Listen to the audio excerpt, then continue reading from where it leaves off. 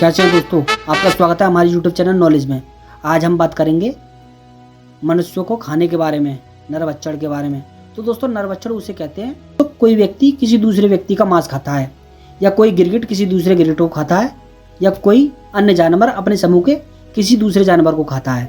तो दोस्तों, आज का टॉपिक हमारा इसी को लेकर है कि नरभक्षण क्यों होता था और नरभक्षण के क्या कारण थे। तो दोस्तों, आज का टॉपिक हमारा इसी को लेकर है कि नरभक्षण क्यों किया जाता था। तो दोस्तों, बात करें, लाइबेरिया और कांगो में बहुत ही कम जनजाति हैं, जिनमें से एक जाति है कोरोबाई, जहां पर संस्कृति और परंपरा के रूप में मानव मांस खाने में विश्वास रखते हैं। तो दोस्तों, विभिन्न जनजातियों में रस्म रिवाज के रूप में आज भी ऐसा किया जाता है। बात करें अपने इतिहास की, तो इतिहास में जो अफ्रीका के जो लोग हैं वहाँ पर आदि मानव गुलाम बना लिए गए थे। उन्होंने बताया था कि वह नरभक्षण है, वह मनुष्यों का मांस खाते हैं। तो दोस्तों, बात करें अपने पास्ट की, अपने अतीत की, जो हमारा बीता हुआ कल है, वहाँ पर दुनिया भर में मनुष्यों के बीच एक व्यापक रूप से यह प्रचलन था कि वहाँ पर मनुष्यों का मांस खाया जाता था। तो दोस्तों, एक द्वीप था फिजी, जो कि न्यूजीलैंड के नॉर्थ आइलैंड से करीब 2000 किलोमीटर उत्तर पूर्व में स्थित है। तो उसकी खोज 17वीं शताब्दी और 18वीं शताब्दी के दौरान डच और अंग्रेजी खोजकर्ताओं ने की थी। तो दोस्तों, पहले फिजी द्वीप को नरभक्षी द्वीप या मनुष्यों को खाने वाला द्वीप कहा जाता था। अकाल से पीड़ित लोगों के पास कभी कभी नरभक्षण के अंतिम उपाय रहा था, क्योंकि उनके पास कुछ खाने को नहीं था, इसलिए उन्होंने बूढ़े व्यक्तियों को मरने से पहले ही खाना शुरू कर दिया था। तो दोस्तों, ऐसा हमारे समय भी होता रहा है, जो कि आज का समय चल रहा है, लेकिन यह बात बहुत समय पहले की है। तो दोस्तों, यह प्रसिद्ध उदाहरण एयरफोर्स फ्लाइट 571 की दुर्घटना की है। दुर्घटना के बाद कुछ बचे हुए यात्रियों ने मरे हुए इंसानों को खाया था। बताया गया था कि वो मानसिक रूप से बीमारी से ग्रस्त थे। तो दोस्तों, ऐसा हो सकता है कि वह मनुष्यों के खाने के पीछे कोई ना कोई कारण जरूर हो सकता है, नहीं तो उनकी परंपरा हो सकती है, या अकाल पड़ना हो सकता है, या उनमें पागलपन सवार हो गया हो, या हो सकता है। इसी को लेकर हम आगे बात करने वाले हैं। तो दोस्तों, पहले समाज में दो प्रकार के चलन थे। पहला चलन था कि वह पहले अपने समूह के समुदाय के मनुष्यों को खाते थे, फिर बाद में दूसरे समूह के समुदाय के मनुष्यों को खाना शुरू कर दिया गया था। तो दोस्तों, 15वीं शताब्दी से लेकर 17वीं शताब्दी तक यूरोपियों ने नरभक्षण की तुलना बुराई और जंगलीपन से की थी।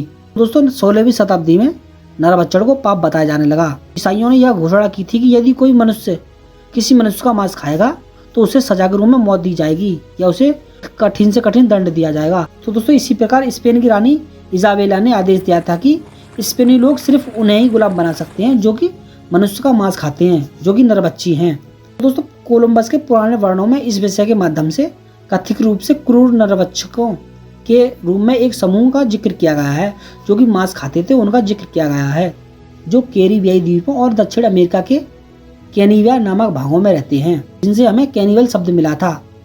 प्रजातांत्रिक गणराज्य कांगो और लाइबेरिया में बाल सैनिकों या कैदियों को भयभीत करने के लिए विद्रोह द्वारा मानव अंग खाने की खबर मीडिया द्वारा बताई गई थी। तो दोस्तों, वैज्ञानिकों का कहना था कि मानवों का जो प्रारंभिक जीवन था, जो मानवों का जीवन शुरू हुआ था, वहाँ पर नरभक्षण का अभ्यास हो सकता है, मनुष्यों को खाने का अभ्यास हो सकता है। लेकिन बाद में इसको लेकर बहुत ही समस्या बताई जाने लगी, फिर बाद में इसे गलत बताया दिया गया था। तो दोस्तों, फिर द्वारा एक मूल शोध के अनुसार दुनिया भर में, जो कि आज का युग चल रहा है, मनुष्यों में आमतौर पर पाए जाने वाले आनुवंशिक चिन्हों का कहना है कि जो आज के लोगों में ऐसे जीन हैं जो कि मस्तिष्क की बीमारी से लड़ते हैं, दिमाग की बीमारी से बचाव करते हैं, जिसमें बचाव का कारण मानव मांस खाने से हुआ हो सकता है।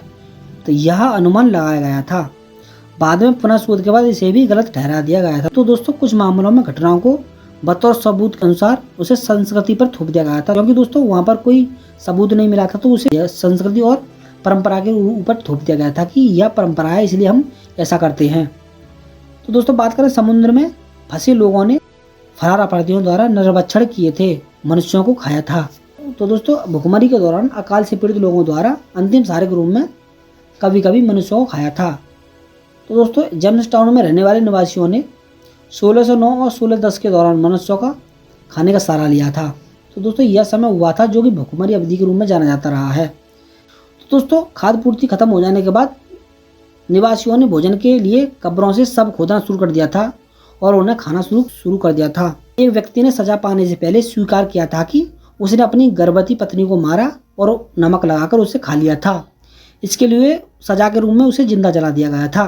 तो दोस्तों ऐसे अनेक दावे किए जाते हैं कि 1930 के दशक में द्वितीय विश्व युद्ध में लेनिनग्राड पर कब्जे के दौरान यूक्रेन में अकाल पड़ने की वजह से बड़े पैमाने पर मनुष्यों को खाया गया था। अफवाह यह हुई थी कि द्वितीय विश्व युद्ध के दौरान नाजी यातना शिविरों में जहां कैदी कुपोषण से जी रहे थे वहां पर नरभक्षण हुआ था, लोगों को खाया गया था। तो दोस्तों बात करें प्रशांत महासागरीय क्षेत्रों में द्वितीय विश्व युद्ध के दौरान जापान सेना द्वारा नरभक्षण किया गया था।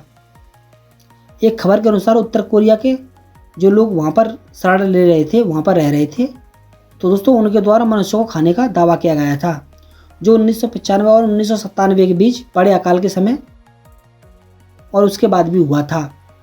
लोवेल थॉमस ने अपनी पुस्तक द रैंक ऑफ द डोमारू में बताया था कि प्रथम विश्व युद्ध के दौरान डूब गए डोमारू जहाज के बचे हुए चालक दल के कुछ सदस्यों में नरभक्षण किया गया था, मनुष्यों को खाया गया था।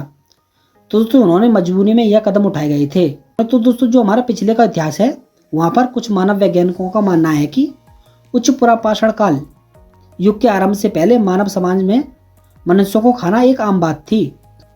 एक ऐतिहासिक घटना के अनुसार ऑस्ट्रेलिया की जनजाति निश्चित रूप से मनुष्यों को खाती थी। युद्ध में मारे गए इंसानों को परंपरा के रूप में बदबू न आए इसीलिए उन्हें खाया जाता था। तो दोस्तों हम बात करें प्रारंभिक इतिहास की, जो हमारे पहले का इतिहास है वहाँ पर बाइबल में जिक्र किया गया है कि दो महिलाओं ने अपने बच्चों को खाने का समझौता किया था। उसमें यह समझौता किया था कि एक औरत अपने बच्चों को पकाएगी और फिर बाद में दूसरी अपने बच्चों को पकाएगी। लेकिन एक माँ ने अपने बच्चों को पका लिया और दूसरी माँ ने उसके बच्चों को खा लिया था, लेकिन दूसरी माँ ने उसे अपने बच्चों को नहीं पकाया था। तो दोस्तों ऐसे कई मामले सामने दर्ज हुए थे। तो दोस्तों 8 साल तक नील नदी में सूखा पड़ने की वजह से मिस्र की जनजाति ने नरभक्षण का सहारा लिया था। वहीं दोस्तों द्वितीय विश्व युद्ध के दौरान लेनिनग्राड की घेराबंदी में 1872 दिनों के दौरान 1941 और 1942 की सर्दियों में सारे पशु पक्षी मर जाने से और पशुओं की समाप्ति के बाद मनुष्यों को खाना शुरू कर दिया था। तो दोस्तों वहां की पुलिस ने नरभक्षण को रोकने के लिए विशेष प्रमाण गठन किए थे। तो दोस्तों पहले नरभक्षण के और अब तक के नरभक्षण के कई मामले सामने आए हैं। तो दोस्तों मैं उम्मीद करता हूँ इस वीडियो में दी गई जानकारी आपके लिए लाभकारी रही होगी। यदि आपको हमारी वीडियो अच्छी लगी तो वीडियो को लाइक करें। मिलते हैं एक नई वीडियो के साथ, जब तक के लिए नमस्कार।